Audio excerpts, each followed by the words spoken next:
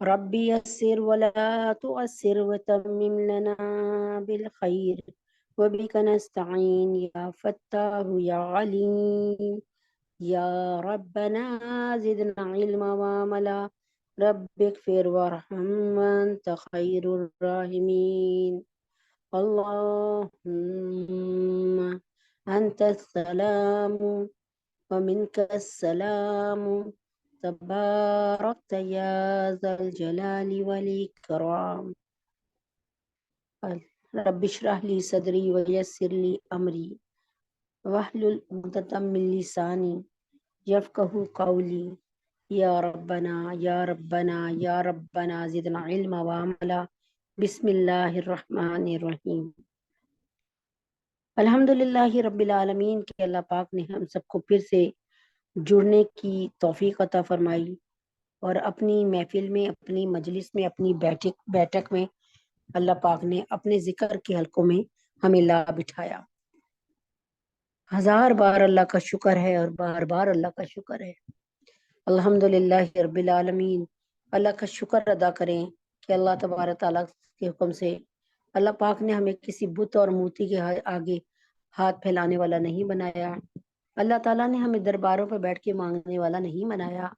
اللہ نے ہمیں قبر پرستی نہیں سکھائی. الحمدللہ الحمدللہ رب العالمین. اللہ تعالیٰ نے ہمیں ہدایت عطا فرما کے اللہ تبارک ہمارے نبی سراج منیرہ ان کے راستے پہ لگایا. اللہ تعالیٰ قبول اور منظور فرمائے. تو اللہ تعالیٰ آپ سب کی جان مال ایمان رزق اور اللہ تبارک تعالیٰ آپ کی قوت سماعت قوت بصارت اللہ تعالیٰ قوت حرکت اور جوڑ کی اور قوت فہم جوڑ کی پور کی اللہ تبارک تعالیٰ قوتوں میں آپ کی برکت عطا فرمائے اور اللہ تبارک تعالیٰ ہر بلا سے ہر وبا سے ہر قسم کی پریشانی سے آپ سب کو اور مجھے اور میرے گھر والوں کو آپ کے گھر والوں کو دور رکھے. شروع کرتے ہیں. جیسے کہ ہمارا سب سے پہلا جو ہے وہ ہوتا ہی الحمدللہ رب العالمین جو ہے فضائل اعمال کا بیان ہوتا ہے.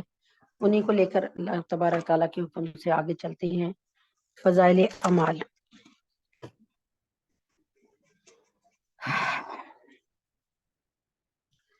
کل میں نے آپ کو حدیث بیان کی تھی جس میں یہ بتایا تھا کہ قرآن جو ہے اس کو روز یعنی بڑے زور سے پکڑ کے رکھنا ہے. یعنی اس کا مطالعہ کرتے رہنا ہے. اس کو چھوڑنا نہیں ہے. اس کو طاق میں سجا کر بھول نہیں جانا بلکہ ساتھ ساتھ جو ہے یاد رکھنا ہے. الحمدللہ رب العالمین. اور اس پہ عمل کرنا ہے. بسم اللہ الرحمن الرحیم. ایک حدیث ہے کہ ابو موسیٰ اشعری رضی اللہ تعالیٰ عنہ نے آپ جناب صلی اللہ علیہ وآلہ وسلم سے نقل کیا ہے قرآن شریف کی خبر گیری کیا کرو. قسم ہے اس ذات پاک کی جس کے قبضے میں میری جان ہے کہ قرآن پاک جلد نکل جانے والا ہے سینوں سے بنسبت اونٹ کے اپنی رسیوں سے. صاحب جلالین رحم اللہ نے لکھا ہے کہ یہاں پہ کہ جس چیز کو حق تعالیٰ جل شانو بار بار تاکید فرمائیں جس کام کے لیے بار بار کہیں اس کو ہم مسلمان اپنی حماقت اور بیکار جو ہے مشاغل میں لگا کر جو ہے ہم اس طرف توجہ نہ دیں اور اپنی توجہ وہاں سے ہٹا لیں. اس حماقت کے بعد پھر بھی ہماری تباہی کے لیے کسی اور چیز کے انتظار کی ضرورت باقی ہے. تعجب کی بات ہے کہ حضرت عزیر علیہ السلام اگر اپنی یاد سے تورات لکھا دے تو اس کی وجہ سے اللہ کے بیٹے پکارے جاویں اور مسلمانوں کے لیے اللہ جل شانہ نے اس لطف و احسان کو عام فرما رکھا ہے تو اس کی یہ قدردانی کی جائے. یعنی حضرت عزیر علیہ السلام نے اپنی یاد سے ہی جو ہے تورات پوری لکھوا دی تو لوگ ان کو اللہ کا بیٹا ماننے لگے کہ یہ بہت اللہ کے قریب ہے اور یقیناً تبھی تو انہوں نے پوری تورات لکھوا دی. ٹھیک ہے. تو لیکن اللہ تبارک تعالیٰ کے حکم سے جو ہے لوگوں کا قصور ہے نا. حضرت عزیر کا تو قصور نہیں. انہوں نے تو نہیں کہا کہ مجھے اللہ کا بیٹا کہو. اور مسلمانوں کے لیے اللہ جل شانہ نے اس لطف اور احسان کو عام فرما رکھا ہے تو اس کی یہ قدردانی کی جائے. فَسَيَعْلَمُ الَّذِينَ ظَلَمُوا أَيَّ مُنْقَلَبٍ يَنْقَلِبُونَ. یہ محض حق تعالیٰ جل شانہ کا لطف انعام ہے کہ یہ یاد ہو جاتا ہے، قرآن مجید سینوں میں سما جاتا ہے۔ اس کے بعد اگر کسی شخص کی طرف سے جو ہے بے توجہی کی جائے، لاپرواہی کی جائے، تو اسے تو پھر بھلا دیا جاتا ہے۔ قرآن شریف پڑھ کر بھلا دینے میں بڑی سخت وعید آئے ہیں، بڑی اللہ تعالیٰ نے سزائیں لکھی ہیں۔ حضور پاک صلی اللہ علیہ وسلم کا ارشاد ہے کہ مجھ پر امتی گناہ پیش کیے گئے، میں نے اس سے بڑھ کر کوئی گناہ نہیں پایا کہ کوئی شخص قرآن شریف پڑھ کر بھلا دے۔ دوسری جگہ ارشاد ہے کہ جو شخص قرآن شریف پڑھ کر بھلا دے، قیامت کے دن اللہ کے دربار میں کوڑی حاضر ہوگا، کوڑی کا مریض بن کے۔ اللہ ہمارے حافظ قرآن بچوں پہ رحم فرما دے، آمین ثم آمین۔ جو شخص ہمارے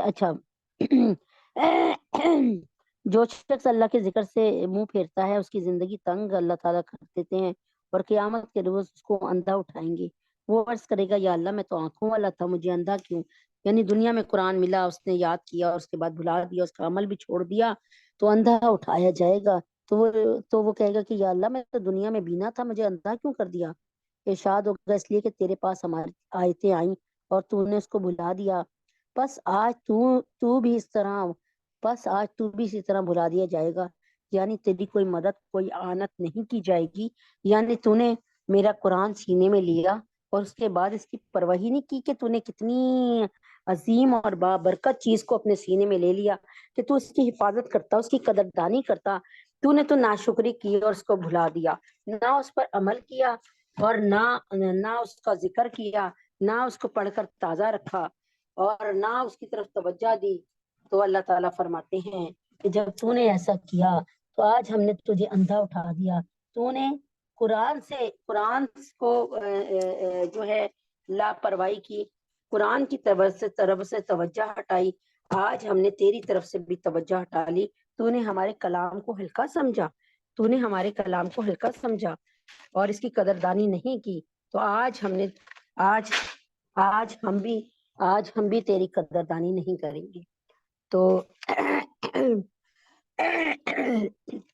یہ ایسی وعیدیں ہیں جن کو ہم مذاق سمجھ رہے ہیں اور ہمیں یہ چیزیں نہ سمجھ نہیں آ رہی آج، لیکن اللہ تعالیٰ کے وعدے سچے ہیں، اللہ تعالیٰ کا قول سچا ہے۔ ان اللہ لا تخلف المیعاد، اللہ اپنے وعدوں سے کبھی نہیں پھریں گے۔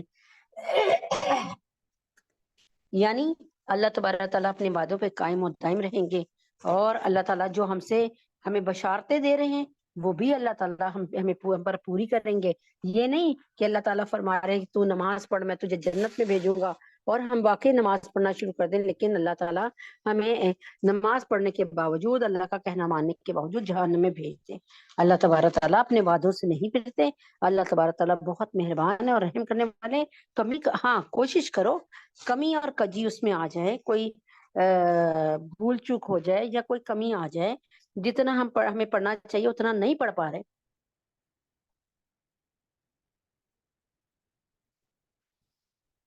تو اللہ تعالیٰ اس میں معاف فرما دیں گے، پھر اللہ تعالیٰ اس کو نہیں پکڑیں گے۔ اللہ تعالیٰ کہیں گے میرے بندے نے کوشش تو کی، میرا بندہ میری طرف چل کے تو آیا، اب کس کا قصور ہے؟ اب ظاہر ہے مجبوریوں میں پڑ گیا، چھوٹے چھوٹے بچے ہیں ان کو دیکھنے لگا، گھر کے کاموں میں لگ گیا، وہ والا وقت نہیں دے سکا، لیکن پھر بھی یہ جڑا رہا، مؤذن اذان دیتے رہے، یہ آتا رہا، گرچہ یہ بہت دیر میرے پاس نہیں رہا، لیکن پھر بھی آتا تو رہا، روزانہ آتا تو رہا، اور میرے در کو کھٹکھٹاتا تو رہا نا۔ تو اللہ تعالیٰ بہت رحیم ہیں، بہت شفیق ہیں، بہت ہی کریم ہیں۔ اللہ تبارک تعالیٰ جو ہیں یہ آپ کے دلوں کو دیکھتے ہیں، اور اللہ تبارک تعالیٰ وہ ہے نا، ان اللہ لا ينظر الى صورکم و اموالکم ولکن ينظر الى قلوبکم و اعمالکم۔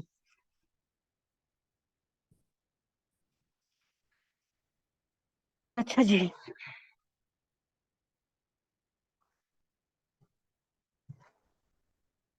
اللہ تبارک تعالیٰ فرماتے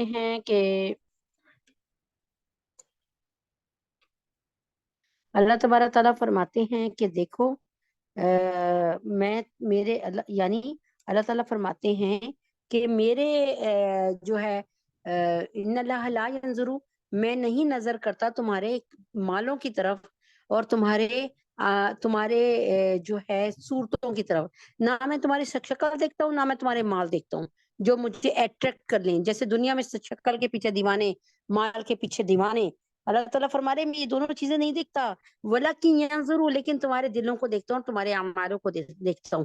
یعنی اللہ رب العزت ہمارے اعمال دیکھتے ہیں، ہمارے دلوں کو دیکھتے ہیں، لیکن ہمارے مالوں کی طرف اور ہماری صورتوں کی طرف دیکھتے ہیں کہ اللہ تعالیٰ کے فلاں بہت خوبصورت ہے. تو اس کا مطلب یہ کہ پھر تو سارے ایکٹر جتنے بھی ہیں، گلوکار اور فنکار اور یہ تو پھر سارے کے سارے جو ہیں جنت میں ہی چلے جائیں گے، کیونکہ ظاہر ہے یہ زیادہ تر خوبصورت ہوتے ہیں. تو اللہ تبارک تعالیٰ کیا فرماتے ہیں، میں تمہارے دلوں کو دیکھتا ہوں، میں تمہارے اعمالوں کو دیکھتا ہوں، تمہارے دلوں کو دیکھتا ہوں. میں تمہارے مالوں کو، تمہارے پیسے کو نہیں دیکھتا کہ کتنا بینک بیلنس ہے، اور میرے نزدیک اس کی کوئی اہمیت نہیں ہے. امید ہے کہ آپ سمجھ گئے ہوں گے. اور اس کے بعد دوسرا سبق ہے فضائل اعمال کے بعد، دوسرا سبق ہے فضائل اعمال کے بعد اللہ تبارک تعالیٰ کے حکم سے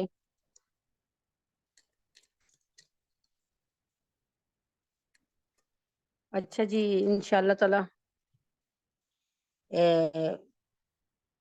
میٹنگ سے پہلے اگر آپ لوگ ان باتوں کو یاد کرائیں تو انشاءاللہ تعالی انتہائی آسانی ہو جائے گی. میٹنگ میں میسج کوشش کریں نہ کیا کریں. تو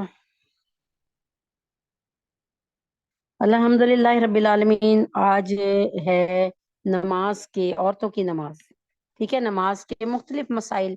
آج منگل کا دن ہے، پیر کا دن حدیث کا تھا، اور آج منگل کا دن ہے، آج کا دن ہے نماز.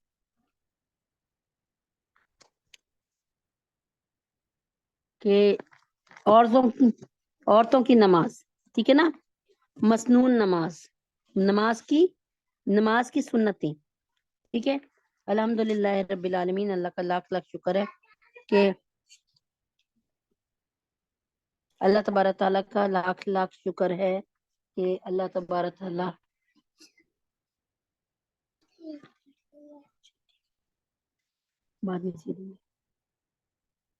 تو کہاں تھے؟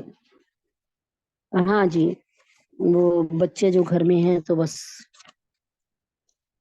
آج کا سبق تھا کہ ہم نے نہیں، پچھلی دفعہ کا سبق تھا کہ جب نوکر کو رکھے نا تو کیا دعا پڑھے. ٹھیک ہے، نیا ملازم رکھتے ہوئے تو میں نے آپ کو بتایا تھا، پھر سے بتا دیتی ہوں کہ نقش قدم نبی کے ہیں، نقش قدم نبی کے ہیں جنت کے راستے، اللہ سے ملاتے ہیں سنت کے راستے. اللہ رب العزت نے ہمیں دین اسلام دیا، اور مسلمانوں کو وہ تمام کے تمام دستور، وہ طریقہ، وہ زندگی کا گزارنے کا طریقہ دیا جس میں ایک بھی کسی غیر مسلم سے طریقہ نہیں ملتا. اللہ نے کہیں ہمیں یہ نہیں کہا کہ ہم فادر ڈے منائیں، اللہ نے ہمیں فرمایا کہ آپ کا ہر دن فادر ڈے ہے. اللہ نے کہیں نہیں ہمیں بتایا کہ مدر ڈے منائیں، اللہ نے کہا روزانہ تمہاری مدر ڈے ہے، ہر لمحہ تمہارا مدر ڈے ہے. اور اللہ نے کہیں نہیں آپ کو کہا کہ ویلنٹائن ڈے منائیں، کہیں نہیں کہا کہ مہندی اور مائیوں کی رسمیں ادا کریں، اللہ نے کہیں نہیں کہا ڈھولکی بجائیں.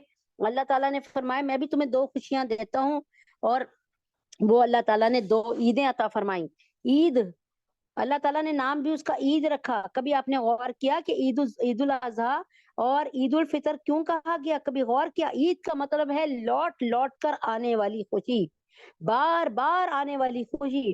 آپ جب سے پیدا ہوئے آج تک اگر آپ کی عمر 50 سال ہے تو 50 سال میں 100 عیدیں آئیں، ایک بقرہ عید اور ایک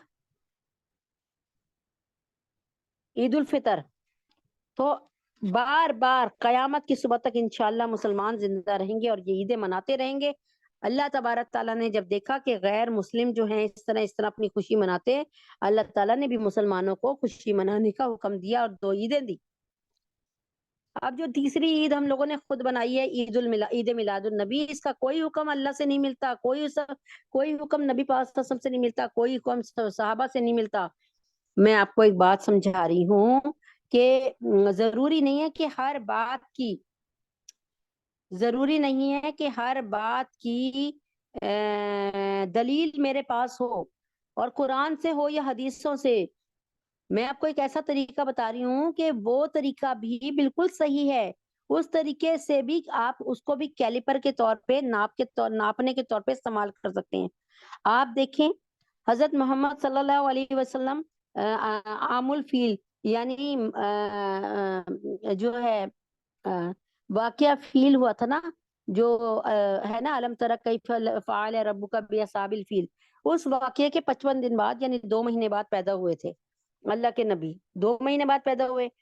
اب اس کے بعد نبی اکرم صلی اللہ علیہ وسلم 63 سال تک زندہ رہے۔ کیا اللہ تعالیٰ کے نبی اکرم صلی اللہ علیہ وسلم کی پیدائش کے دن کو منایا کیا اس کے بعد صحابہ نے منایا؟ کیا اس کے بعد تابعین نے منایا؟ کیا اس کے بعد تبع تابعین نے منایا؟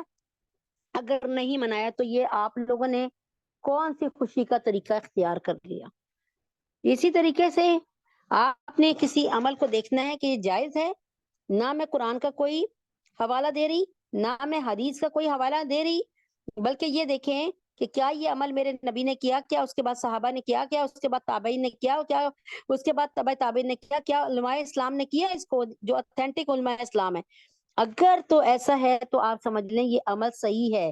جیسے 9 ذی الحجہ میں حج کرنا، اس کے بعد 10 11 12 کو رمی جمار کرنا، شیطان کو پتھر مارنا، 10 ذی الحجہ کو قربانی کرنا، 10 11 12 3 دن قربانی کے ہیں بکرا ذبح کرنے کے، عید الاضحیٰ کے۔ اب یہ آپ جب سے پیدا ہوئی اب تک ہو رہا ہے نا، یہ ہے اس کی اتھینٹسٹی، یہ ہے اس کی کہ یہ عمل صحیح ہے۔ تو عید میلاد النبی کہیں منائی نہیں گئی، کوئی چراغا نہیں کیا، کوئی پہاڑیاں نہیں بنائی، کوئی جلوس نہیں نکالے، کوئی اللہ تعالیٰ کے نبی اکرم صلی اللہ علیہ وسلم کے صحابہ نے کوئی دیگیں نہیں پکا کے بانٹی، اور کوئی دیے نہیں جلائے، اور کہیں چندہ نہیں مانگ کے جو ہے سبیلیں نہیں لگائیں، کہیں نعتیہ مشاعرے نہیں کیے گئے۔ تو اب کہاں سے آ رہا ہے؟ اس لیے کہ کل بدعت ضلالہ کل ضلالہ فی النار، یہ ایک بدعت ہے، خود سے گڑی ہوئی ہے، اس سے بچیں۔ اور سنتوں پہ جب چلیں گے تو بدعتوں سے خود بخود دور ہو جائیں گے۔ بیٹی کی رخصتی کے وقت کیا آپ نے اپنی بیٹی کو رخصت کرتے ہوئے پڑھا اللہم انی اعوذ بک وذریتها من الشیطان الرجیم، یا اللہ میں اس لڑکی کو اور اس کی ہونے والی اولاد کو شیطان مردود سے آپ کی پناہ میں دیتی ہوں؟ کیا آپ نے یا آپ کی ماں نے پڑھا، یعنی آپ کے گھر والوں نے پڑھا؟ جب لڑکے کی شادی ہو اس وقت دعا پڑھتے ہیں لا جعلک اللہ علی فتنۃ فی الدنیا والآخرہ، اللہ تعالیٰ تمہیں میرے لیے دنیا اور آخرت میں فتنہ نہ بنائے۔ یعنی لڑکے ماؤں سے پھر جاتے ہیں بیویوں کے چکر میں آ کر، تو یہ دعا پڑھے، ماں بہنیں بھی پڑھ لیں کہ اللہ تعالیٰ اے میرے بھائی اللہ تعالیٰ میرے بھائی کو دنیا اور آخرت میں فتنہ نہ بنائیے میرے لیے، ٹھیک ہے۔ نیا ملازم رکھنے پہ اللہم بارک لی فی، کیونکہ ملازم گھروں میں چوریاں بھی کرا دیتے ہیں، قتل بھی کرا دیتے ہیں اور نقصانات بھی کرتے ہیں، اس سے پہلے ملازم رکھنے سے پہلے اللہم بارک لی فیہ واجعلہ طویل العمر کثیر الرزق، یا اللہ اس میں میرے لیے برکت عطا فرما دے، یعنی اس غلام کو رکھنے میں، اور اس کی عمر دراز اور رزق زیادہ فرما دے، آمین۔ اب آگے ہے توفیق شکر کے لیے کہ اللہ تعالیٰ آپ کو شکر گزار بنائے۔ لیکن عورتیں کیا کرتی ہیں؟ اللہ تبارک تعالیٰ معاف کرے، عورتیں بہت زیادہ، اور ہم سب بہت زیادہ ناشکری کرتے ہیں، وہ یہ کہ وہ کرتے ہی چلے جاتے ہیں، ناشکری کرتے رہتے ہیں۔ تو اب کیا کرنا ہے؟ یہ شکر کی توفیق مانگے، اے اللہ مجھے ذاکر بنا دے، اے اللہ مجھے شاکر بنا دے، اے اللہ مجھے نیک بنا دے، اے اللہ مجھے نمازی بنا دے، اے اللہ مجھے پرہیزگار بنا دے، اے اللہ مجھے متقی بنا دے۔ اسی طریقے سے شکر کرنے والا بنا دیجئے۔ ربی اوزینی ان اشکر نعمتک التی انعمت علی وعلی والدی، یہاں تک ابھی آدھی یاد کر لیتے ہیں یہ، اور آدھی بعد میں کر لیں گے۔ اے میرے رب مجھے توفیق دے کہ تیرے اس احسان کا شکر ادا کروں جو تو نے مجھ پر اور میرے ماں باپ پر کیا۔ تو اس سے کیا ہوگا جب آپ یہ بار بار پڑھیں گی، ربی اوزینی ان اشکرا نعمتک التی انعمت علی وعلی وعلی والدی، جب یہ آپ اس طرح پڑھیں گی، اے اللہ، اے میرے رب مجھے توفیق دے کہ تیرے اس احسان کا شکر ادا کروں جو تو نے مجھ پر اور میرے ماں باپ پر کیا۔ یہ ذرا لمبی ہے، اس کو 2 ہفتوں میں لے کے چلیں گے تاکہ آپ جو ماشاءاللہ سے تجوید گروپ پہ قرآن و تجوید گروپ پہ یاد کر رہے ہیں، آپ کے لیے آسانی رہے۔ ٹھیک ہے، تو شکر کی توفیق مانگے، صبر کی توفیق مانگے، توبہ کی توفیق مانگے، اللہ سے اچھے مطلب سجدے کرنے کی، قبول سجدے کرنے کی توفیق مانگے۔ اللہ سے مانگنے پر کیا نہیں ملتا مجھے بتائیں تو صحیح۔ تو یاد رکھیں نقش قدم نبی کے ہیں، جنت کے راستے اللہ سے ملاتے ہیں سنت کے راستے۔ حضرت محمد صلی اللہ علیہ وسلم فرماتے تھے کہ مجھے جبریل امی آتے ہیں اور پھر مجھے سکھاتے ہیں کہ میں نے کس طرح نماز پڑھنی ہے، کس طرح روزہ رکھنا ہے، کس طرح چلنا ہے، کس طرح پھرنا ہے، کس طرح بیٹھنا ہے۔ دیکھیں نا کیسے کیسے ہر عمل، پانی پینا ہے، پانی کو دائیں ہاتھ سے پکڑیے، گلاس پانی کے گلاس کو دائیں ہاتھ سے پکڑیے، شربت پینا ہے، پانی پینا ہے، سکنجبین پینی ہے، کوئی مشروب پینا دائیں ہاتھ سے پکڑے، بیٹھ کر پیئے۔ دوسری بات، ایک دفعہ دائیں ہاتھ سے پکڑنے پر 100 شہیدوں کا ثواب مل گیا۔ اس کے بعد دائیں ہاتھ سے پکڑے، پانی بیٹھ کر پیئے، پانی پی کر پانی دیکھ کر پیئے، پانی بیٹھ کر پیئے، پانی دیکھ کر پیئے، پانی دائیں ہاتھ سے پیئے، اور آپ ایک سانس میں نہ پیئے بلکہ 3 سانسوں میں پیئے، بلکہ 3 سے زیادہ سانسوں میں پیئے، یعنی کم سے کم 3 سانسیں لے۔ ٹھیک ہے، گلاس کو اپنے منہ سے دور کیا اور سانس لی اور پھر پانی پیا۔ اور اسی طرح پیالے سے اگر آپ دودھ پی رہے ہو یا کچھ، تو پیالے کو دور کیا، سانس لی اچھی طرح، حالت سکون میں آئے، پھر گھونٹ بھرا، اور پانی بسم اللہ الرحمن الرحیم کر کے پیئے، یعنی پانی یا مشروب یا چائے، اور پھر الحمدللہ رب العالمین، بلکہ جو آپ کو چائے بنا کے دے یا پانی دے، آپ اس کو جزاک، عورت ہے تو جزاک اللہ، مرد ہے تو جزاک اللہ کہہ دیجئے۔ یا آپ کا بھائی آپ کو پانی پلا رہا ہے، آپ کا میاں آپ کو پانی پلا رہا ہے، آپ کہیے جزاک اللہ۔ یہ چھوٹی چھوٹی سنتیں ہیں، ہر ایک پانی کے گلاس پہ 600 700 سنتیں، یعنی 6 7 سنتیں ہیں، جس پہ ہر سنت پہ آپ کو 100 شہیدوں کا ثواب مل سکتا ہے۔ باتھ روم جا رہی ہیں، سر کو ڈھک لیجئے، 1 سنت، 100 شہیدوں کا ثواب مل گیا۔ باتھ روم جانے سے پہلے دعا پڑھ لیجئے، اللہم انی اعوذ بک اعوذ بک من الخبث والخبائث، یعنی اے اللہ میں پناہ مانگتی ہوں، میں باتھ روم میں جا رہی ہوں، میں پناہ مانگتی ہوں، اندر جو فیمیل اور میل جن ہے نا، مذکر اور مونس جن ہے نا، ان سے تیری پناہ میں آتی ہوں۔ یقین کریں میں دھڑلے سے یہ بات کہتی ہوں کہ ہماری شرمگاہ کے مرض اور ہماری سر کے مرض، جتنے بھی فرسٹریشن، اینگزائٹی، ٹینشن، یہ جتنے بھی مرض ہیں نا، میرے سے لکھ لیں، یہ سارے کے سارے مرض ہمیں باتھ روم سے ملتے ہیں۔ شرمگاہ کے مرض، بواسیر کا مرض، ڈیکوریا کا مرض، یہ سارے کے سارے باتھ روم سے ملتے ہیں۔ میں اس کو ثابت کر سکتی ہوں۔ نبی پاک صلی اللہ علیہ وسلم نے فرمایا، سن لیں یہ بات میں ابھی ثابت کر رہی ہوں، ساتھ ہی ساتھ نبی اکرم صلی اللہ علیہ وسلم نے فرمایا باتھ روم میں جانے سے پہلے سر کو ڈھانک لو، 1 سنت 100 شہیدوں کا ثواب مل گیا۔ اگر آپ نے، آج کل کی لڑکیاں، عورتیں، بچیاں اتنی پریشان، ٹینشن سے بال سفید ہو گئے، نگاہ کمزور ہو گئی، آپ یقین کریں کہ میں آپ کو سچ بتا رہی ہوں، کیا بتاؤں میں، بس میں ڈرتی بھی ہوں کہ اللہ تعالیٰ نظر سے بچا لے بس، لیکن الحمدللہ رب العالمین بہت سے لوگوں کی آئی سائٹ جب سے وہ قرآن سے جڑے ہیں اللہ نے واپس کر دی ہے الحمدللہ۔ اس سے پہلے اینک لگتی تھی، آج اینک کے بغیر باریک سے باریک حروف آپ پڑھا رہے ہیں، الحمدللہ دھڑلے سے پڑھتے ہیں، اللہ کا شکر ادا کرتے ہوئے۔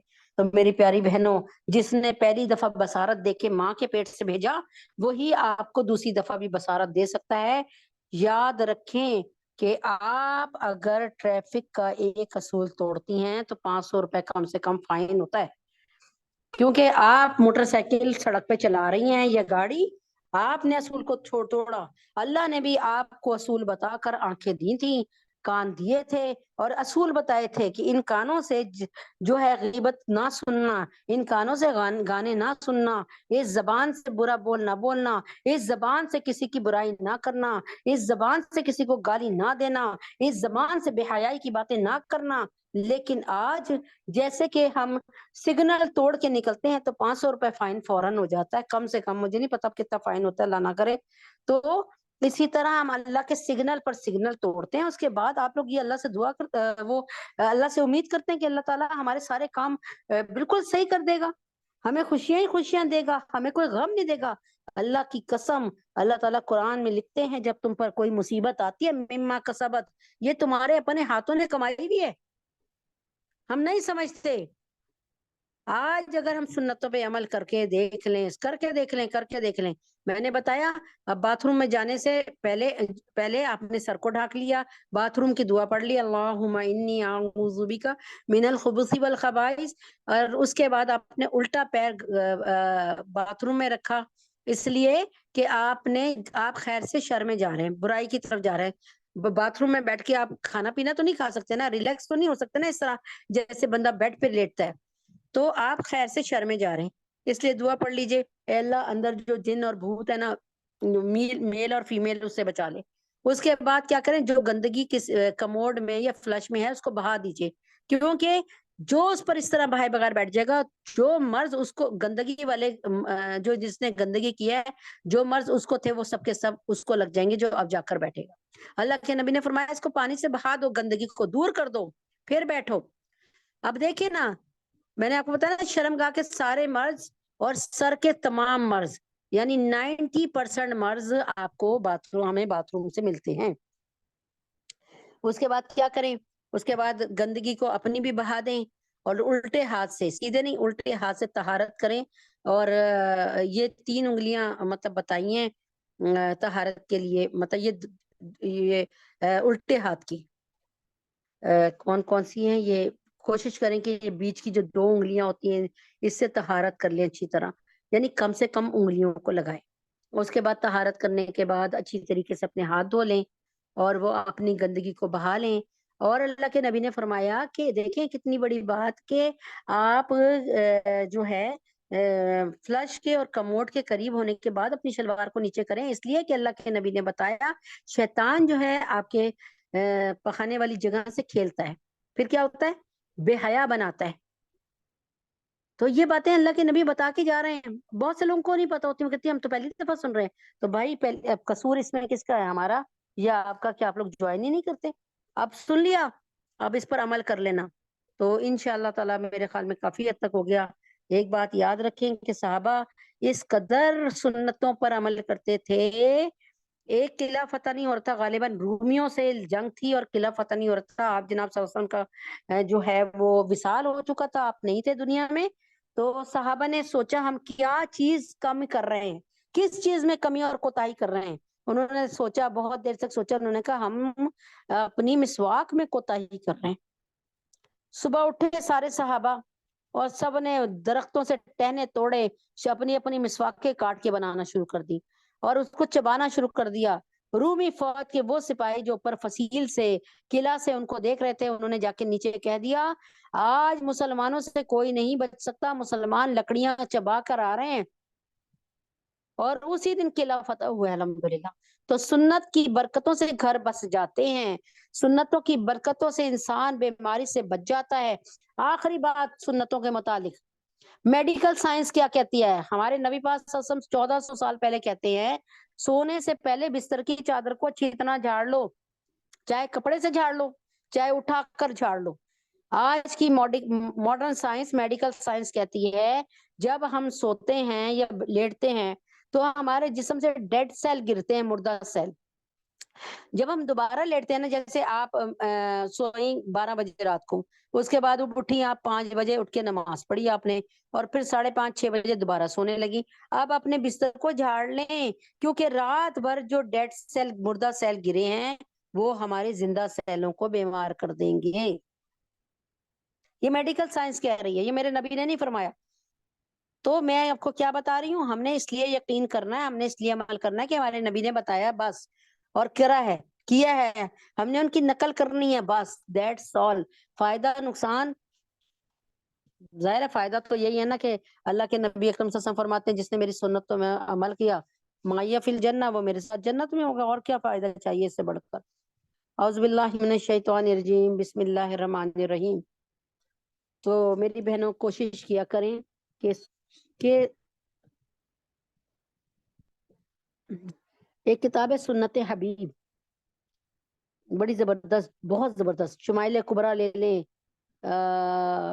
سنت حبیب لے لیں، یا علیکم بے سنتی، بہت چھوٹی سی ہے، چھوٹی سی ہے، بہت چھوٹی سی ہے، پتلی سی، وہ لے لیں. علیکم بے سنتی ہو گئی، سنت حبیب ہو گئی، یا شمائل کبریٰ ہو گئی، یا اور کون سی ہے، اور یہ مفتی ابو لبابہ شاہ منصور صاحب جو ہیں، اسلام اخبار اور ضرب مومن لکھتے رہے ہیں، اللہ تعالیٰ جہاں بھی ہیں رحم فرمائے. تو ان کی یہ ہے جو میں آپ سے، میں نے جس بک سے کرایا ہے، خواتین کا معلم مفتی ابو لبابہ شاہ منصور صاحب کی ہے. تو یہ منگا لیں، اتنی مہنگی نہیں ہے الحمدللہ، اور بہرحال اس کے وہ فائدے دنیاوی اور اخروی بہت زیادہ ہیں. اعوذ باللہ من الشیطان الرجیم، بسم اللہ الرحمن الرحیم. کل ہماری ایک بہن سے بات ہوئی، تو وہ کہنے لگی کہ آپ پہلی دوسری دفعہ سنا تو انہوں نے کہا کہ آپ نا تھوڑا تھوڑا ہی بیان کرتی ہیں، مطلب کوئی ایک جیسے کانٹینٹ، یعنی ایک کنٹینیوسلی، یعنی ایک مستقل موضوع پہ بات نہیں کر پاتی. تو پھر ان کو بتایا گیا میں نے کہ بھائی یہ ہمارا کیا کہتے ہیں، ایک مطلب سبق چلتا ہے، کلاسز ہوتی ہیں اور مختلف سبق اس پہ. تو بہرحال ان کو سمجھایا، الحمدللہ رب العالمین. تو اللہ تعالیٰ بس قبول فرما لے، کیونکہ آپ اللہ تعالیٰ کے حکم سے یہ 4 دن اگر پیر منگل بدھ جمعرات پڑھ لیں، تو پھر جمعے کو امتحان آ جاتا ہے آپ کا، مطلب سلیبس سبق گروپ میں ہم پہلے ہی پیر والے دن، منگل والے دن ڈال دیتے ہیں. ٹھیک ہے. اس کے بعد کیا رہ گیا، اس کے بعد اب الحمدللہ رہ گیا ظاہر پڑھائی اور پڑھانا سمجھانا. اگر آپ اس درس کو، لیکچر کو، مطلب درس کو، بیان کو اگر غور سے سن لیں تو میرے خیال میں آپ کو تیاری بھی نہیں کرنا پڑے گی. اگر غور سے سن لیں اور اسی وقت نوٹس بنا لیں تو انشاءاللہ، امید تو ہے اللہ تعالیٰ کی ذات سے، باقی اللہ تعالیٰ کو. میں نے کل بتایا تھا سورہ احزاب کا، کہ سورہ احزاب کیوں نازل کی، وہ کیوں میں نے چوز کی، اور سورہ احزاب اللہ تعالیٰ نے کیوں نازل کی. دونوں باتیں، اس کا شان نزول، اس کی وجہ نزول کہ اللہ نے کیوں نازل کی. اللہ نے 114 صورتوں میں سے نا ایک بھی صورت رینڈملی، یعنی اچانک سے خود سے نہیں بول دی، مطلب جیسے کہتے ہیں نا ایسے ہی بس بیٹھے بیٹھے اللہ نے نازل کر دی، نہیں، ایسے نہیں. ہر ایک کے پیچھے کوئی نہ کوئی وجہ، شان نزول ہے، اس کی وجہ نزول ہے. ایسے کوئی بھی اللہ تعالیٰ نے ایسے نہیں نازل کی کہ بیٹھے بیٹھے بس کر دی، ایسے نہیں کیا. تو سورہ احزاب کا شان نزول جو کہ 2-3 دن سے لگاتار بیان کر رہی ہوں، اور اسی کو جو ہے آگے پھر لے کے چلتی ہوں. ایک شان نزول یہ تھا جو میں نے نہیں بتایا، سورہ احزاب. احزاب کہتے ہیں لشکر کو، فوج کو، ایک طرح سے لشکر سمجھ لیں، فوج سمجھ لیں، جماعت سمجھ لیں، جو مرضی سمجھ لیں، تقریباً صحیح بیٹھے گا. تو کیا بتا رہی تھی، ہاں، سورہ احزاب، اس میں جنگ احزاب کا ذکر ہے، یعنی جنگ خندق کا، جسے جنگ خندق بھی کہتے ہیں، یعنی لشکروں سے جنگ، کیونکہ اس میں بڑی تیاری سے آئے تھے. کون؟ قریش مکہ وغیرہ، بڑے لوگوں کو جمع کر کے لائے تھے. جہاں جہاں کوئی مسلمانوں کا دشمن تھا اس کو ملا لیا ساتھ، بڑے لشکر لے کے آ گئے، یعنی لشکروں والی جنگ. غزوہ احزاب یعنی وہ غزوہ جس میں وہ جنگ جس میں آپ جناب صلی اللہ علیہ وسلم نے خود شرکت فرمائی، اسے غزوہ کہتے ہیں. غزوہ احزاب یعنی لشکروں کی جنگ. اتنے سارے لشکر لے کے قریش آگے تھے، بہت زیادہ، اور مسلمانوں کا کے پاس ہر لحاظ سے مسلمانوں کے پاس نفری بھی کم تھی، مسلمانوں کے پاس لوگ بھی کم تھے، مسلمانوں کے پاس غلہ بھی نہیں تھا، اسلحہ بھی نہیں تھا، مسلمانوں کی حالت بڑی دگرگوں تھی، یعنی کئی کئی دن کے فاقے چل رہے تھے صحابہ پہ۔ اللہ کے نبی اکرم صلی اللہ علیہ وسلم نے کے پاس صحابہ آئے، انہوں نے اپنے پیٹ سے آپ کو کپڑا ہٹا کے دکھایا، پتھر بندھا ہوا تھا، آپ جناب صلی اللہ علیہ وسلم نے بھی اپنا کپڑا پیٹ سے ہٹایا، 2 پتھر بندھے ہوئے تھے، یعنی مسلمانوں کو کہتے نا اس نے زلزلا کے رکھ دیا، ہلا کے رکھ دیا۔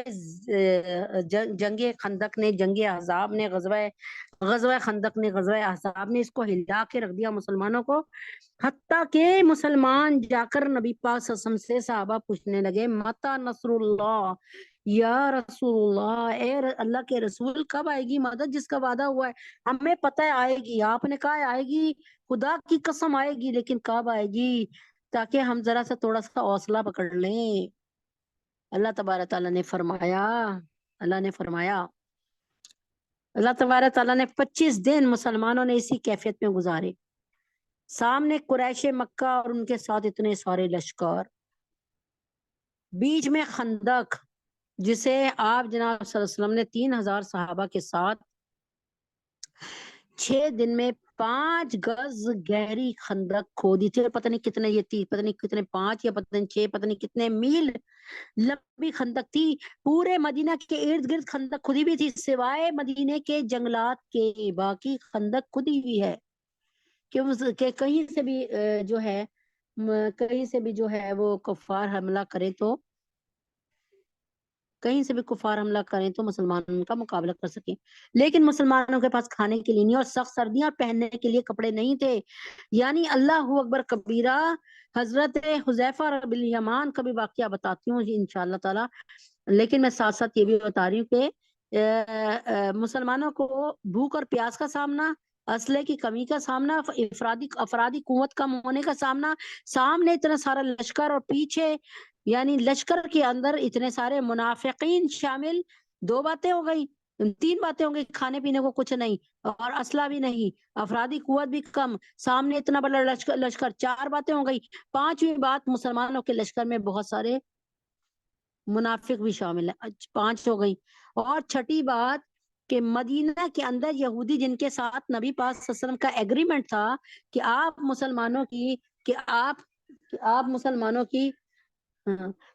مسلمانوں کی جو ہے وہ کریں گے، مدد کریں گے، اور حضرت محمد صلی اللہ علیہ وسلم جب مدینے میں انٹرس ہوئی تھی تو ایک عہد نامہ، ایک صلح نامہ، ایک میثاق مدینہ ان کے ساتھ ہوا تھا کہ اگر آپ پر کوئی حملہ کرے گا تو ہم آپ کی مدد کریں گے، اور اگر ہم پر کوئی حملہ ہوگا تو آپ مدد کریے گا، لیکن اندرون خانہ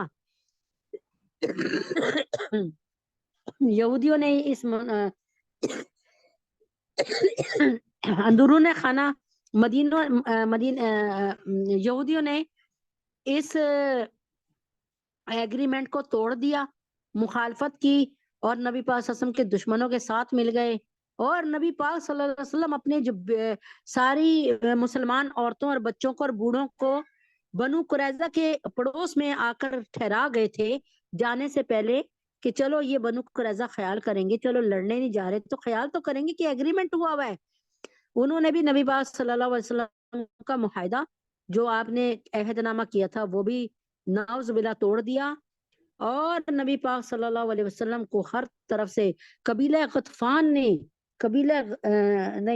بنو قینقاع نے بھی نبی پاک صلی اللہ علیہ وسلم سے بدر کی لڑائی میں اپنا معاہدہ توڑ دیا، اور مسلمانوں کی ایک عورت کی عزت کو خراب کیا، اور جو دودھ بیچنے گئی تھی یہودیوں کے پاس، اور وہ ایک مسلمان جو اس کی مدد کے لیے آیا تھا اس کو بھی جس نے ان سب یہودیوں کو قتل کیا، اور پھر یہ کیا کہ انہوں نے بلوا کیا، مسلمانوں میں لوٹ مار کی۔ پھر حضرت محمد صلی اللہ علیہ وسلم نے جب بدر سے واپسی ہوئی، ان کو لگ رہا تھا کہ حضرت محمد صلی اللہ علیہ وسلم واپس ہی نہیں آئیں گے، جب واپسی تو آپ نے ان کو بلایا کہ آؤ ذرا میرے سے بات کرو، تو انہوں نے آپ کا معاہدہ نعوذ باللہ آپ پر واپس کر دیا کہ ہم آپ کے معاہدے کو پورا کرنے والے، ہم نہیں سمجھتے کہ ہم آپ سے معاہدہ پورا کریں، یہ آپ کا معاہدہ یہ اس کو واپس رکھ دیں۔ یعنی نعوذ باللہ. پھر اللہ تعالیٰ نے بھی قرآن میں حکم فرمایا نبذ فریق، نبذ، آپ بھی اٹھایا ان کا معاہدہ، ان کے منہ پر دے مارے. سمجھ آئی کہ آپ بھی ان کے سامنے ان کا معاہدہ اٹھا کر پھینک دیں، انہوں نے آپ کا ساتھ نہیں دینا، یہ در پردہ آپ کے دشمن ہیں. اب نبی پاک صلی اللہ علیہ وسلم کو کیا، ایک طرف دشمن کا وہ سامنے دشمن، ایک طرف اپنی فوج میں بھی منافقین، اور ایک طرف جو اپنے بیوی بچے سارا کچھ چھوڑ کے گئے تھے بنو قریظہ کے پاس کری کے کہ چلو یہ خیال کریں گے. اب بنو قریظہ بھی دشمن بن گیا. ایسے موقع پہ صحابہ کے حوصلے، کھانے کو نہیں، پینے کو نہیں، ٹھنڈ لگ رہی ہے پہننے کو نہیں، ایسے موقع پہ جب صحابہ کے حوصلے جو ہے وہ ظاہر ہے بھوک پیاس سے، یعنی حوصلے ٹوٹے تو نہیں، لیکن انہوں نے آ کے نبی پاک صلی اللہ علیہ وسلم سے پوچھا کہ کب آئے گی مدد یا رسول اللہ. تو اس وقت بھی الحمدللہ رب العالمین صحابہ نبی اکرم صلی اللہ علیہ وسلم کے ساتھ شانہ بشانہ کھڑے تھے اور نبی پاک صلی اللہ علیہ وسلم کی حفاظت کر رہے تھے، اور نبی پاک صلی اللہ علیہ وسلم کے ایک ایک کمل کو دیکھ رہے تھے، اور نبی پاک صلی اللہ علیہ وسلم کے اشارے کے منتظر تھے. تو کیا ہوا پھر اللہ پاک نے 25 دنوں بعد یہ اب آئے گا ذکر، میں ابھی نہیں بتاتی کہ 25 دن بعد مدد کیسے کی، کیونکہ مزہ نہیں آئے گا پھر، ابھی اب بس آنے ہی والا ہے انشاءاللہ تعالی. تو آج الحمدللہ رب العالمین یہ جو آیت تھیں وہ ذرا زیادہ تھیں، اور 49 آیت سے لے کے 49 آیت سے لے کے یہ تقریباً جو ہے وہ ہے 50 آیت ہے. تو آیت صرف اللہ رب العزت کا کے حکم سے یہ 2 ہی آیتیں ہیں، لیکن آیتیں بڑی لمبی ہیں. تو یہ 2 آیتیں تھیں، تو انشاءاللہ تعالیٰ اس لیے ایک آیت ایک دفعہ کی، اور ایک آیت کوشش کی کہ ایک آیت ایک دفعہ ہو جائے، اور مطلب 1.5 آیت ہو جائے، اور باقی کی آیتیں انشاءاللہ اس دفعہ اللہ نے چاہا. بسم اللہ الرحمن الرحیم. یا ایھا الذین آمنوا اذا نکحتم المؤمنات ثم طلقتموهن من قبل ان تمسوهن فما لكم عليهن من عدة تعتدونها فمتعوهن وسرحوهن سراحا جمیلا. اے ایمان والو، تم جب مسلمان عورتوں سے نکاح کرو اور پھر تم ان کو قبل ہاتھ لگانے کے کسی اتفاق سے طلاق دے دو، یعنی ابھی تمہاری ملاقات نہ ہو، آپس میں جسمانی ملاپ نہ ہو، اور تم اس سے طلاق دے دو، تو تمہاری ان پر کوئی عدت واجب نہیں ہے. یعنی اب اس عورت کو جس کو ایک لاہور کے بندے سے یا کہیں کے بندے سے شادی ہوئی، ایک ہی شہر میں بھی رہتے ہوئے شادی، لیکن ان کو خلوت صحیحہ نہیں ملی، یعنی ان کی آپس میں جو ہے ان کو ہم بستری کا موقع نہیں ملا، اور ابھی بس رخصتی نہیں ہوئی. تو اللہ تعالیٰ کے نبی اکرم صلی اللہ علیہ وسلم اللہ تعالیٰ فرماتے ہیں کہ پھر اب اس عورت پہ کوئی عدت نہیں ہے، اور کیا کرو، فمتعوہن وسرحوہن سراحا جمیلا. تو پس تم اسے کچھ متاع دے دو. متاع کہتے ہیں ایک سوٹ دے دو اچھا سا، اور اس کے ساتھ ایک چادر بھی دے دو، یعنی 4 چیزیں دے دو، سوٹ اور چادر. سوٹ تو آپ کو پتا نا دوپٹہ سمیت ہوتا ہے.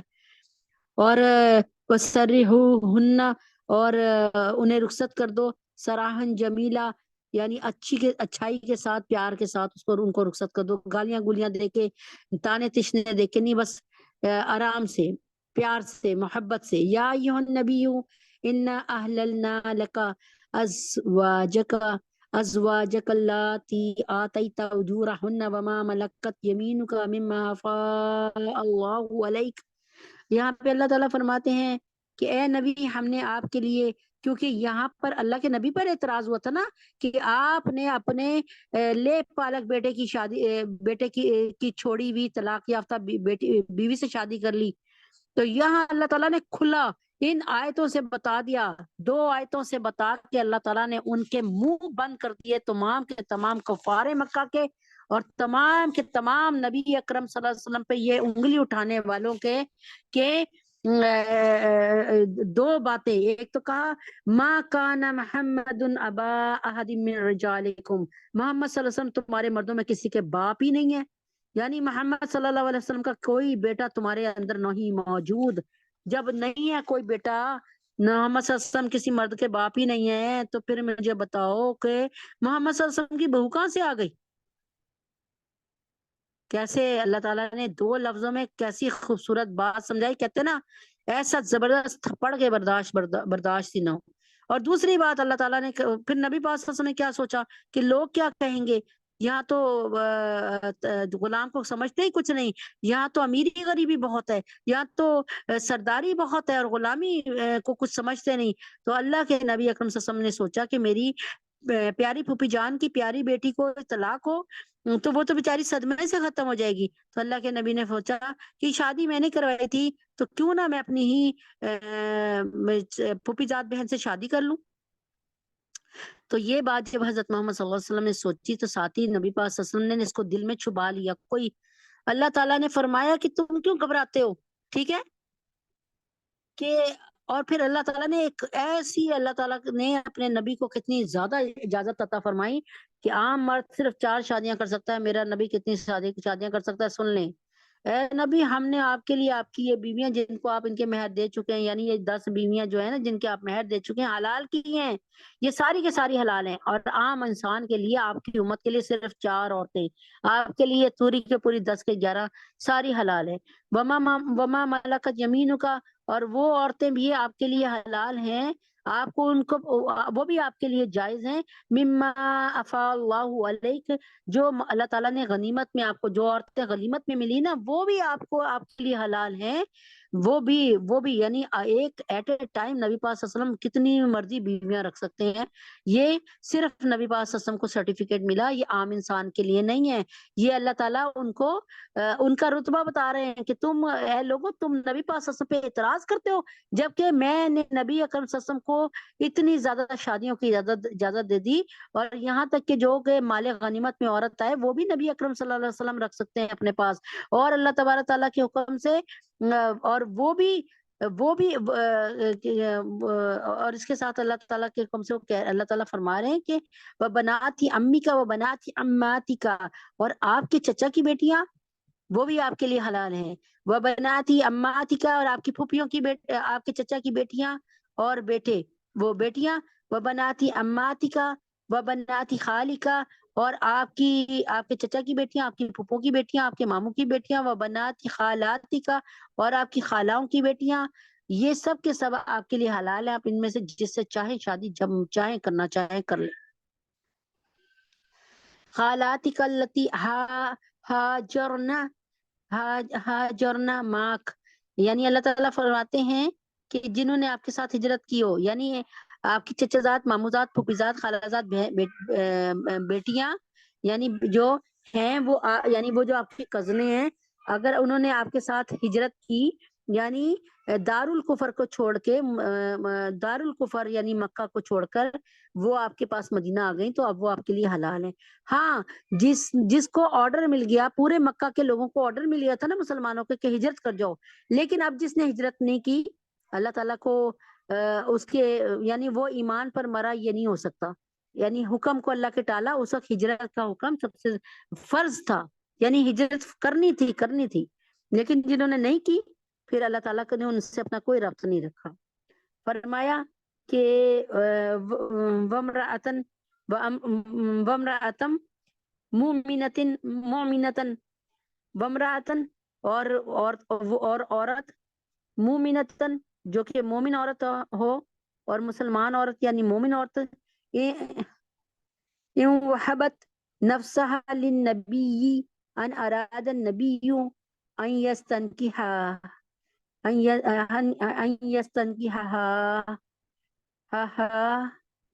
یعنی اللہ تعالیٰ فرما رہے ہیں یہاں پہ کہ اے محمد صلی اللہ علیہ وسلم آپ سنیے، اے نبی، ہم نے آپ کے لیے آپ کی یہ بیویاں جن کو آپ ان کے مہر دے چکے ہیں یہ بھی حلال کر دی، اور وہ عورتیں جو تمہاری مملوکہ ہیں، جو آپ کی سرونٹس ہیں، وہ بھی حلال کر دی.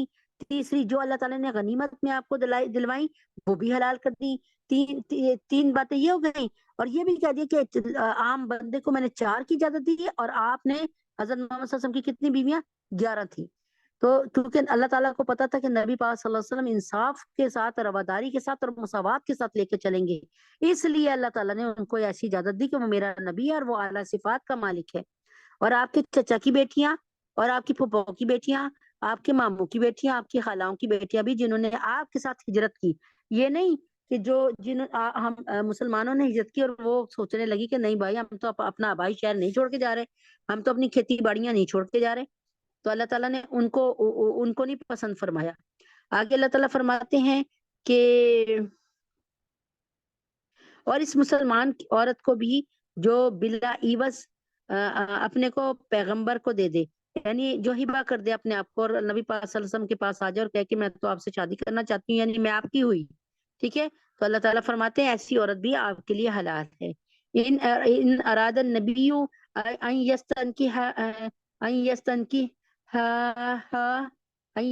یستنکحها یعنی اور اس مسلمان عورت کو بھی جو بلا عوض اپنے کو پیغمبر کو دے دے، بشرطے کہ پیغمبر اس کو نکاح میں لانا چاہیں.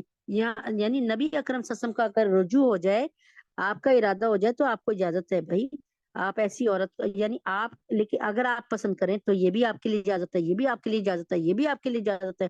خالصۃ لک من دون المؤمنین. اللہ تعالیٰ فرماتے ہیں کہ یہ سب آپ کے لیے مخصوص کیے گئے ہیں اور نہ اور مومنین کے لیے. اللہ تعالیٰ فرما رہے یہ اجازت صرف آپ کے لیے ہے، یہ اپرچونٹی صرف آپ کے لیے ہے، باقی کسی مومن کے لیے نہیں ہے کہ وہ 11 12 بیویاں بھی رکھ لے اور جو اس کی نوکرانیاں ہیں، خادمہ ہیں، وہ بھی اپنی مملوکت اس میں رکھے، مملوک بنا کے رکھے اس کو.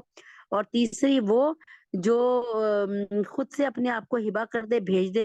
اور پھر چوتھی نبی پاک صلی اللہ علیہ وسلم کی تمام کے تمام کزنز جو ہیں، جو کہ لیکن جو ہجرت کر کے مکہ سے مدینہ آ گئی ہیں، وہ سب کے سب اللہ تعالیٰ کے نبی اکرم صلی اللہ علیہ وسلم کے لیے حلال ہیں. لیکن یہ عام مسلمانوں کے لیے حلال نہیں ہے، کیونکہ اللہ کے پتہ ہے کہ عام مسلمان اس طرح وہ نہیں کر سکے گا، کیا کہتے ہیں، انصاف نہیں کر سکے گا. فرمایا خالصۃ لک من دون المؤمنین، یعنی صرف آپ کے لیے یہ مخصوص آفر آپ ہی کے لیے، یہ سب آپ کے لیے مخصوص کیے گئے ہیں اور نہ کہ مومنین کے لیے. یعنی اب آپ کو سمجھ آ گئی ہوگی کہ ایک نبی پاک صلی اللہ علیہ وسلم صرف اس بات سے ڈر رہے تھے نا کہ اگر میں نے زینب بنت جہش جو کہ میرے آزاد کردہ غلام زید بن حارثہ کی بیوی ہیں، جو کہ میری پھوپھیزاد بہن ہے، اور زید بن حارثہ نے ان سے تنگ آ کر، یعنی ان کی آپس میں ذہنی انڈرسٹینڈنگ نہیں ہو سکی نا، مینٹلی طور پہ اپسیٹ رہتے، تو وہ طلاق دے دی. تو اب طلاق کے بعد تو یہ میری پھوپھوزاد بہن رل جائے گی، کیونکہ احرار کے نزدیک، آزاد لوگوں کے نزدیک ان کی اب کوئی اہمیت نہیں رہی. حضرت محمد صلی اللہ علیہ وسلم نے دل میں سوچا کہ میں اس کے ساتھ شادی کر لوں، لیکن لوگ کیا کہیں گے.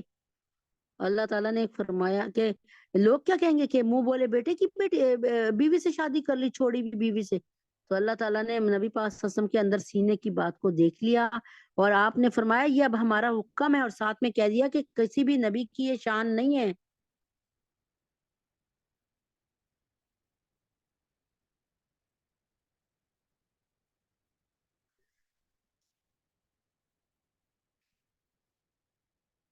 یہ نبی پاک صلی اللہ علیہ وسلم کی شان نہیں ہے، یہ نبی پاک صلی اللہ علیہ وسلم کی شان فرمایا کہ یہ عام مسلمان کی شان نہیں ہے کہ اتنی شادیاں کر لے. یہ تو ایک نبی کا ہی جگرا ہے کہ وہ سب کے ساتھ پیار محبت اور مساوات رکھیں گے، کسی کی حق تلفی نہیں کریں گے. اور اللہ تعالیٰ نے فرمایا آپ ایک زینب بنت جہاش کے لیے فکر مند ہو رہے ہیں کہ لوگ کیا کہیں گے. لے میں آپ کو یہ بھی اجازت دے رہا ہوں، میں آپ کو یہ بھی اجازت دے رہا ہوں، میں آپ کو یہ بھی اجازت دے رہا ہوں کہ آپ 4 سے زیادہ شادیاں کر لیں. میں آپ کو یہ بھی اجازت دے رہا ہوں کہ جن کے آپ نے مہر دیے ہیں ان کو، یعنی وہ بھی آپ کے پاس رہے. میں آپ کو وہ بھی اجازت دے رہا ہوں کہ آپ کی جو غلام لونڈیاں آپ کے ہیں وہ ان کو بھی آپ استعمال میں لا سکتے ہیں. اور میں آپ کو یہ بھی اجازت دے رہا ہوں کہ اگر کوئی عورت ہبہ کر دے اپنے آپ کو، اپنا آپ سب کچھ آپ کو دے دے کہ بھائی آج سے میں نے اپنے آپ کو اپنے آپ کو آپ کی غلامی میں دیا، وہ بھی آپ کو اے محمد صلی اللہ علیہ وسلم اجازت ہے. اور آپ کی وہ تمام کے تمام کزنز جو پھوپھی زاد، خالہ زاد، ماموں زاد اور پھوپھی زاد، خالہ زاد، ماموں زاد اور چچا زاد ہیں، وہ بھی آپ کے لیے حلال ہیں، گرچہ کہ وہ شرط یہ ہے کہ بشرطے کہ وہ بھی مائگریٹ ہو کر آئی ہوں، یعنی ہجرت کر کے آ گئی ہوں. ٹھیک ہے، یعنی اللہ تبارک تعالیٰ نے کفار کے منہ پر تھپڑ مارا کہ دیکھو تم ایک نبی کی اس بات کو رو رہے ہو، میں نے ان کو اتنی اجازت، میرا حکم آ گیا اور قرآن نازل ہو گیا، میں نے ان کو اتنی اجازت دے دی. آخر میں آج کو ان مخصوص احکام دیے جانے کی حکمت بیان فرمائی کہ یہ مخصوص احکام جو اللہ تعالیٰ نے اپنے نبی پاک صلی اللہ علیہ وسلم کے لیے دیے ہیں، یہ اس مصلیت کے لیے ہیں تاکہ آپ پر کسی قسم کی تنگی نہ ہو اور کوئی حرج واقعہ نہ ہو. ٹھیک ہے، یعنی آپ کو ایک طرح سے کہتے ہیں نا ویزا دے دیا، پرمٹ دے دیا آپ کو نبی پاک صلی اللہ علیہ وسلم کو. ٹھیک ہے نا، تاکہ آپ کسی معاملے میں وہ نہ ہو، پریشان نہ ہو. جیسے حضرت زینب بنت جہاز کے معاملے میں آپ پریشان ہوتے ہیں، بلکہ سہولت اور وسعت ہو جائے آپ کو، یعنی اللہ تعالیٰ نے فری ہینڈ دے دیا. اللہ تعالیٰ غفور الرحیم ہے کہ بندوں سے جو احکام کی تعمیل میں کبھی کوئی قصور ہو جائے تو اس پر بھی معاف کرتے ہیں. اور یہ اللہ کی رحمت اور مہربانی تھی جو آسان احکام نازل فرمائے. یہاں جو مصلحت بیان فرمائی گئی کہ نبی اکرم صلی اللہ علیہ وسلم کے لیے جو مخصوص احکام دیے گئے وہ اس لیے کہ آپ پر کوئی تنگی نہ رہے اور حرج واقع نہ ہو. تو اس کی وضاحت میں مفسرین نے لکھا کہ آپ جناب صلی اللہ علیہ وسلم کے سپرد جو دین کا کام کیا گیا تھا وہ ہر شعبہ زندگی میں تعلیم و تربیت دے کر ایک اعلیٰ درجے کی مہذب، شائستہ اور پاکیزہ ملت بنانا تھا. اب دیکھیں نبی پاک صلی اللہ علیہ وسلم کو یہ اجازت کیوں دی گئی؟ کہ پتہ تھا نبی پاک صلی اللہ علیہ وسلم مساوات کر سکتے ہیں. اور ایک بات اور کہ نبی اکرم صلی اللہ علیہ وسلم جہاں جہاں کی لڑکی لے کے آئیں گے، عورت لے کے آئیں گے،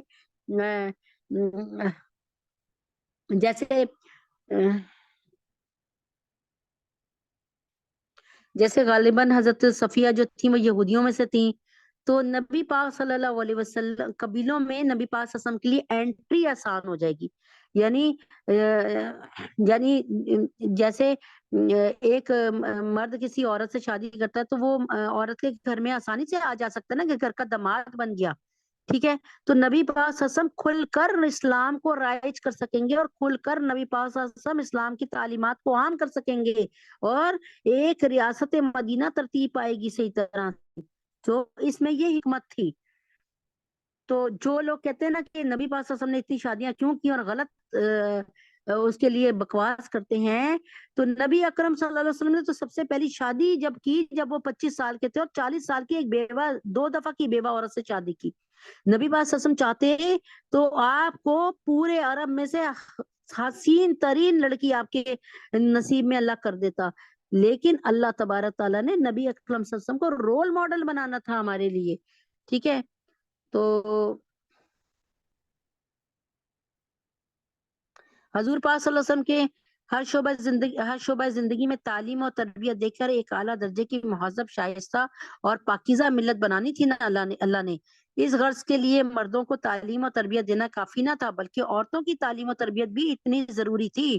یعنی اللہ تعالیٰ کے نبی اکرم صلی اللہ علیہ وسلم کے ساتھ جو جڑے گی عورت، اس کو آپ کا طریقہ، آپ کا اٹھنے بیٹھنے کا طریقہ، اس کو دستور حیات، اس کو نظام حیات، اس کو زندگی کا لائح عمل سمجھ جاتا.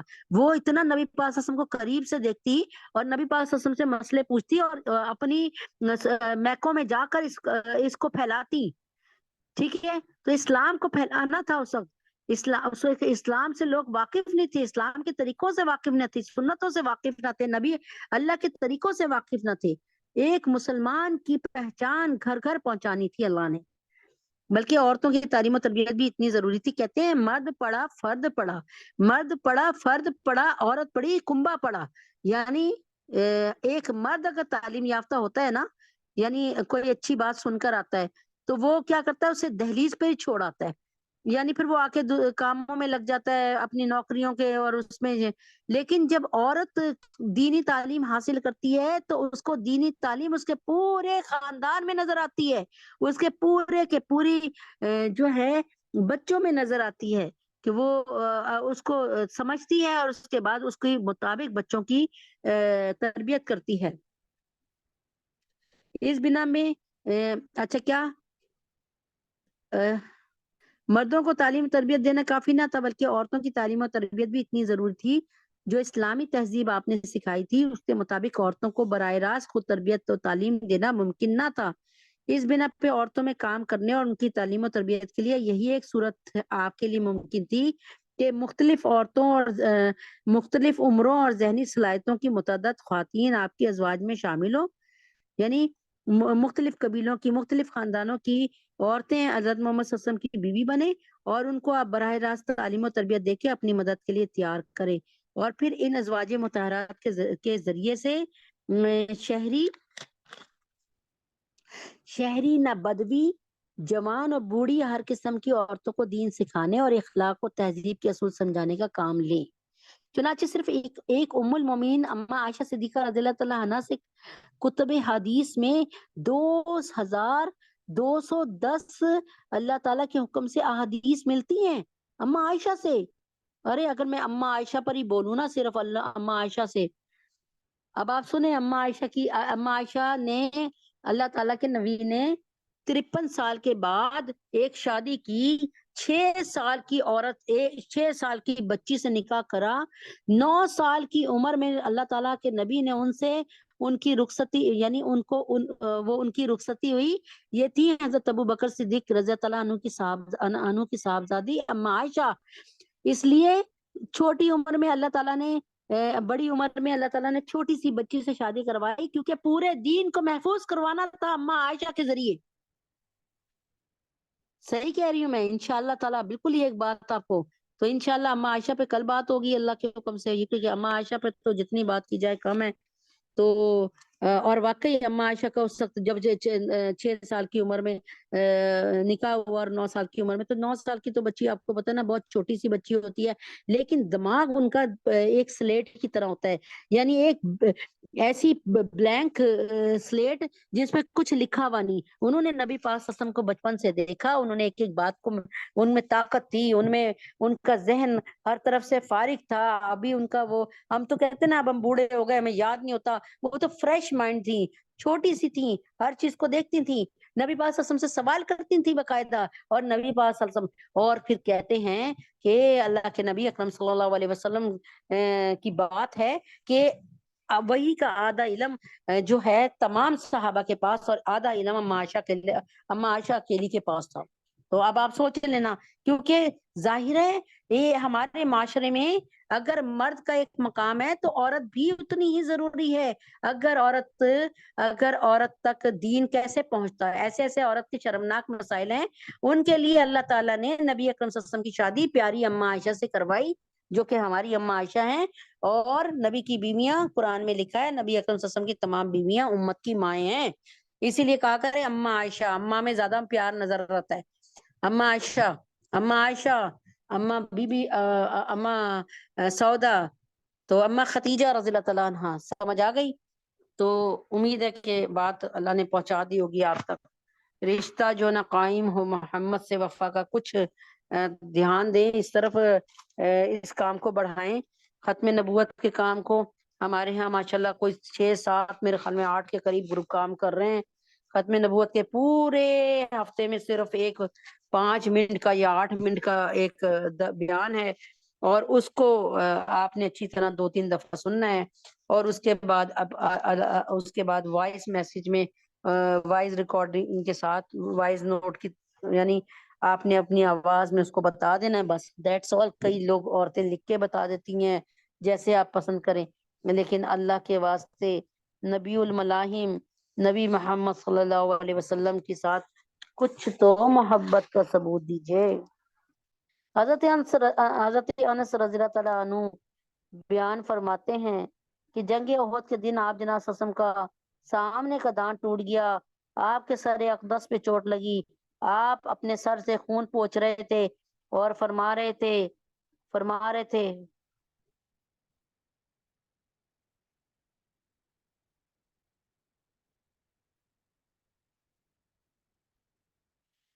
حضرت انس رضی اللہ تعالیٰ عنہ بیان کرتے ہیں جنگ احد کے دن آپ جناب صلی اللہ علیہ وسلم کا سامنے کا دانت ٹوٹ گیا اور آپ کے سر اقدس میں چوٹ لگی.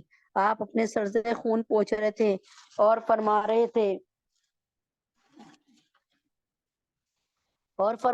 تھے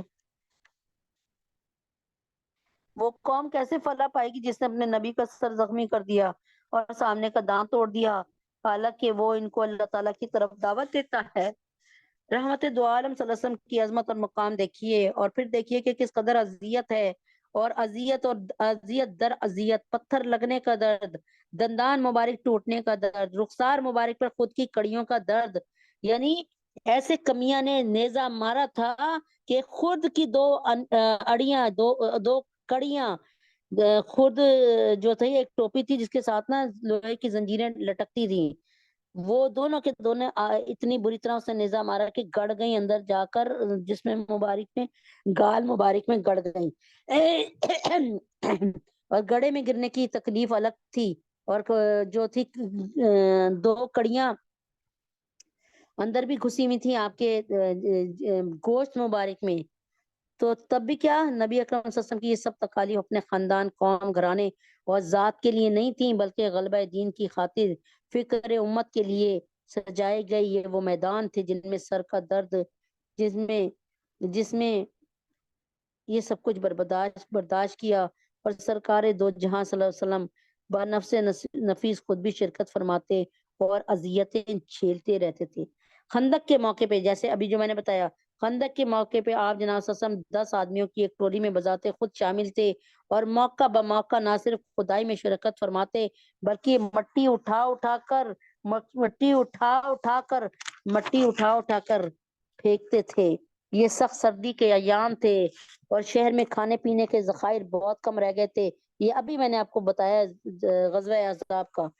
اس لیے صحابہ کرام رضوان اللہ تعالیٰ عنہم کو پیٹ بھر کر کھانا بھی نصیب نہ تھا، مگر پھر بھی وہ خندق کی کھدائی میں پورے جوش و جذبے سے شریک تھے، اور کھدائی کا کام روزانہ صبح سویرے شروع ہوتا اور اندھیرا پھیلنے تک جاری رہتا. حضرت جابر رضی اللہ تعالیٰ عنہ نے فرمایا خندق کھودتے وقت ایک ایسی چمٹان نمودار ہو گئی جو کسی سے بنا ٹوٹتی تھی.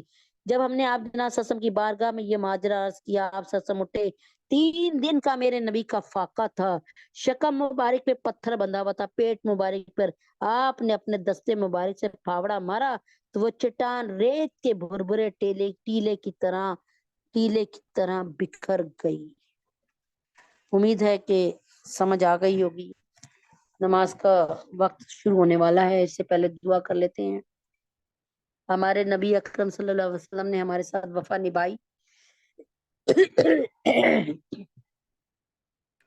قادیانی اپنے جھوٹے نبی کے سچے وفادار، ہم اپنے سچے نبی کے جھوٹے وفادار.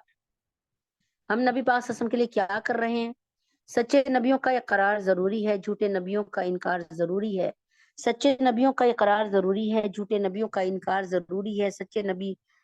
سچے نبیوں کا اقرار ضروری ہے، جھوٹے نبیوں کا انکار ضروری ہے. ختم نبوت کی نگری میں چور گھسے، نگری والے ہوں ہوشیار ضروری ہے، کیونکہ نبی اکرم صلی اللہ علیہ وسلم آخری نبی ہیں. مرزا قادیانی نے یہ کہا تھا کہ میں نبی پاک صلی اللہ علیہ وسلم آخری نبی نہیں ہے، میں بھی ان کے بعد کا نبی ہوں. یعنی اجرائے حضرت محمد صلی اللہ علیہ وسلم نے فرمایا ختم نبوت اب ختم ہو گئی، مسجد کوئی نبی نہیں آئے گا، کوئی نیا نبی نہیں آئے گا اور نبوت نہ ملے گی. اور مرزا قادیانی نے کہا اجرائے نبوت جاری ہے، میں بھی اسی سلسلے کی ایک کڑی ہوں اور میں بھی ایک نبی ہوں. سوچ لیں کہ نبی پاک صلی اللہ علیہ وسلم کا اگر ہم اس اعزاز کی نہیں حفاظت کریں گے تو ہر کوئی جھوٹا نبی آئے گا اور اپنی شریعت اور اپنا سلیبس نافذ کر دے گا، تو اسلام کے ٹکڑے ٹکڑے ہو جائیں گے اور اسلام کی بلڈنگ نیچے آ جائے گی. اللهم صل على محمد وعلى ال محمد كما صليت على ابراهيم وعلى ال ابراهيم انك حميد مجيد. اللهم بارك على محمد وعلى ال محمد كما باركت على ابراهيم وعلى ال ابراهيم انك حميد مجيد.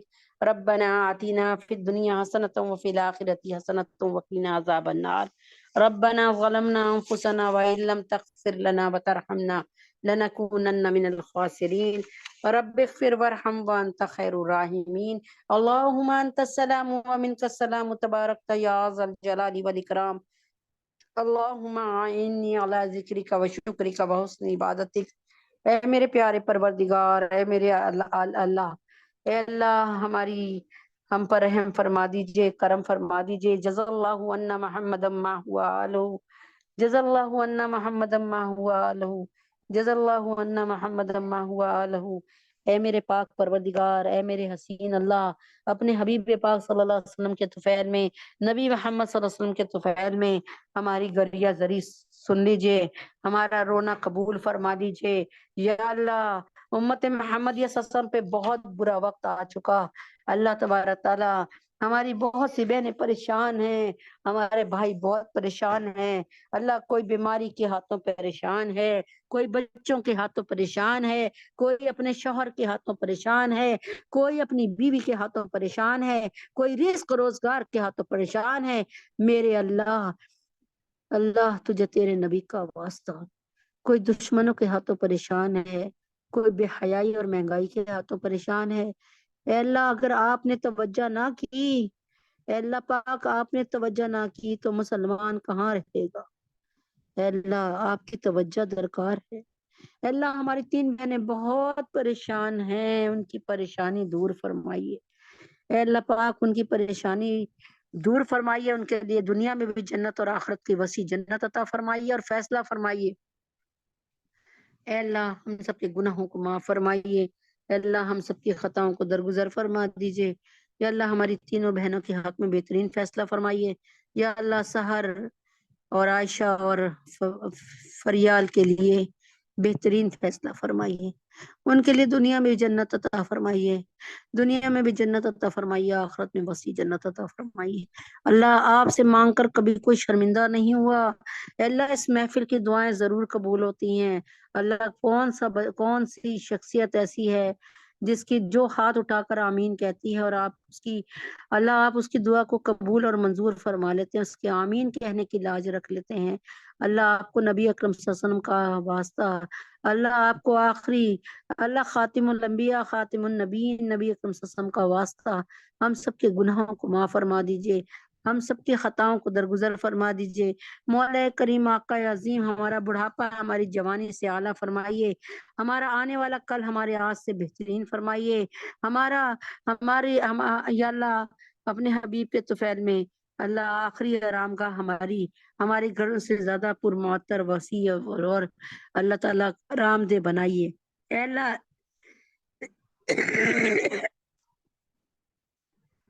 اے اللہ جو بیمار ہیں اللہ ان کی بیماری کو دور فرما دیجئے، یا اللہ جو بیمار ہیں ان پہ رحم فرما دیجئے، یا اللہ تبارک تعالی، یا اللہ پاک جو بے اولاد ہیں ان کو نیک نرینہ اولاد عطا فرمائیے، یا اللہ عائشہ کو، سونیا کو، رقیہ باجی کو، ڈاکٹر انم کو، الیہ محسن اور ماریہ انس اور اللہ سنبل کو نیک نرینہ اولاد عطا فرمائیے۔ یا اللہ تجھے تیرے نبی کا واسطہ جو بچے امتحان دے رہے ہیں، دے چکے ہیں، دینے والے ہیں، جو عورتیں بیٹھی ہیں ان سمیت، ان کے میاں سمیت، ان کے بچوں سمیت، اللہ ہم سب کو دنیا اور آخرت کے ہر امتحان میں 100% نمبر سے کامیابی عطا فرمائیے۔ ڈاکٹر ہمنا، ڈاکٹر عمیر اور فاطمہ کو اور عیشا کو، یا اللہ عبداللہ کو دنیا اور آخرت کے ہر امتحان میں 100% نمبر سے کامیابی عطا فرمائیے۔ یا اللہ احمد نعمان نواز صاحب اور محمد عمر ان سب کے کاروبار میں دن دگنی رات چوگنی ترقی عطا فرمائیے۔ یا اللہ علی اعظم شہناز علی عاشق ان کو اپنا گھر بغیر کسی سودی نظام میں پڑے ہوئے عطا فرمائیے۔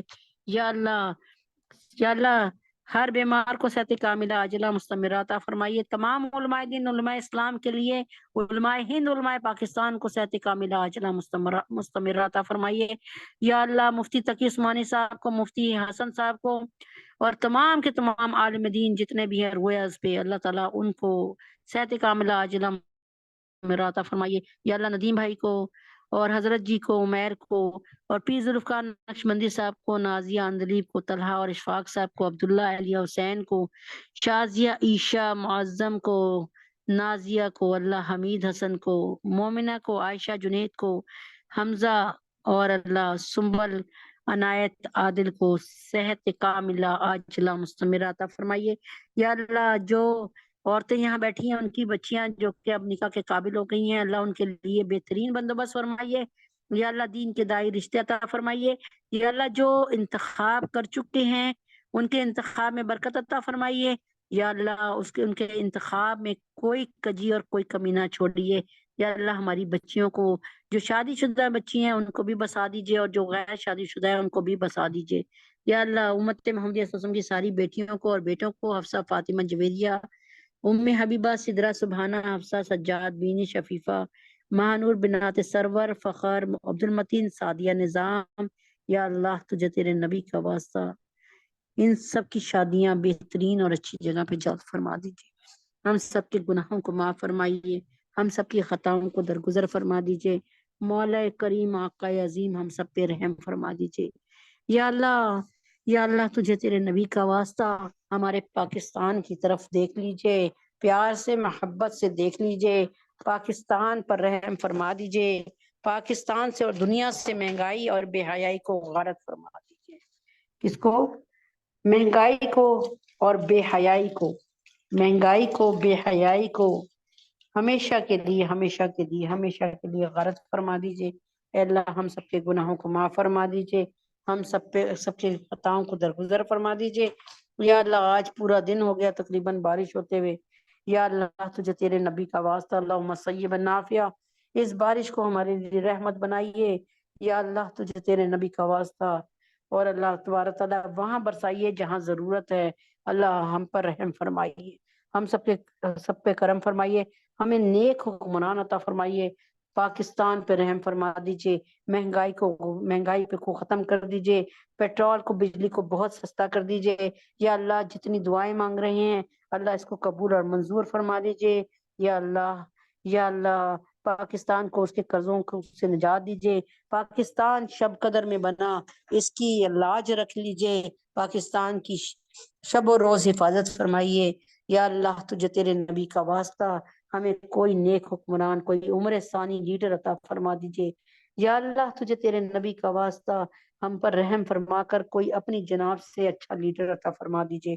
ہم سب کے گناہوں کو معاف فرمائیے، خطاؤں کو درگزر فرمائیے، طیب اردگان صاحب اور قطر کے جو حکمران ہیں، جو نیک حکمران ہیں ان کی حفاظت فرمائیے، ان کو صحت کاملہ عاجلہ مستمرہ عطا فرمائیے، یا اللہ ظالم جابر لوگوں سے جان چھڑائیے، یا اللہ تجھے تیرے نبی کا واسطہ ظالم جاوید لوگوں سے جان چھڑا دیجئے، اللہ اب ان کے لیے کافی ہو جا، اللہ جو سازشیں کرتے ہیں ان کے لیے کافی ہو جا، ہم سب کے گناہوں کو معاف فرما دیجئے، اللہ ہمارے حرمین شریفین کی حفاظت فرمائیے، اس سال ہمیں زیارت حرمین شریفین نصیب فرمائیے، ہم اس میٹنگ میں برکت عطا فرمائیے، اس میٹنگ میں برکت عطا فرمائیے، اس مجلس میں برکت عطا فرمائیے، اس میٹنگ کو، مجلس کو قبول فرمائیے اور آسان فرمائیے، وصلی اللہ تعالی علی خیر خلقہ محمد وعلی آلہ وصحبہ اجمعین برحمتک یا ارحم الراحمین، سبحان ربک رب العزت عما یصفون والسلام علی المرسلین والحمد للہ رب العالمین، السلام علیکم ورحمۃ اللہ وبرکاتہ۔